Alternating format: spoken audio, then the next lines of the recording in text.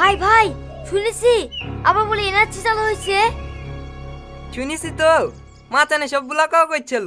এই শ্রাবণী, আমাদের সব ডকুমেন্টস গুলো লেসো তো, নাম টাম ঠিক আছে কি দেখি।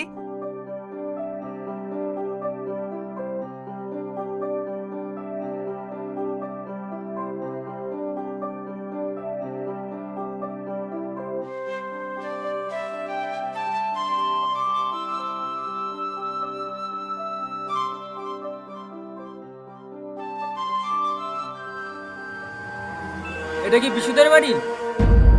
হ্যাঁ স্যার, এটা আমাদেরই বাড়ি। কিছু হয়েছে স্যার? আমরা বিডিও অফিস থেকে এসেছি। আপনাদের Aadhaar card, ration card, voter card আর যত ডকুমেন্টস আছে সবগুলো দেন তো। ডকুমেন্টস কি হবে স্যার? এনআরসি চালু হয়ে গেল নাকি? না না, এনআরসি চালু হয়নি। আপনারা আপনার বাবা মাকে বিক্রি করে দিয়েছেন তো, তাই সমস্ত ডকুমেন্টস থেকে আপনার বাবা মায়ের নাম কাটতে হবে। স্যার, সামনে এনআরসি চালু হবে বলছে, বাবা মায়ের নাম কাটলে তো আমরা বিশাল বেকায়দায় পড়ে যাবো। তো আমরা কি করব? সেটা আপনাদের প্রবলেম। আপনাদের ডকুমেন্টস গুলো সব নিয়ে গেলাম, আবার নতুন করে তৈরি করে নেবেন। আর শোন, যে ডকুমেন্টস গুলো করবি তাতে বাপ মায়ের নাম জানে না থাকে, আর যদি থাকে রে এনআরসির আগে তো তোকে জেলের খানি টানেকে ছাড়বো। এই বিশু, ডকুমেন্টস দিয়ে সব চলে গেল, এবার কি হবে? কি হবে আবার? চলো আবার নতুন আধার কার্ড তৈরি করব। এই বিশু, বাপের নাম ছাড়া আধার কার্ড তৈরি হবে তো? আরে হবে কো হবে, এটুকু টাকা দিলে সব হবে। চলো তো।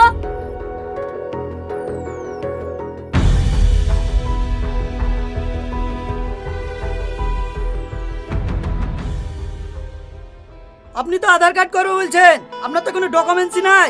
আপনার বাবার নাম কি? আমার বাবা নাই। তাহলে মা আছে?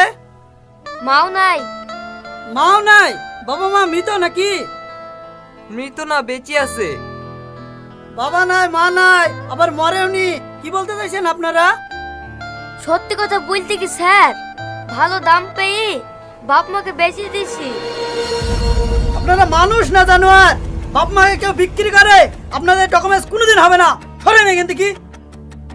যা হয়েছে হয়েছে, বলছি কিছু টাকা লি, আব্বা মায়ের নাম না দি আধার কার্ডটা করা হবে না। না না, এরকম কোনোদিনই সম্ভব না।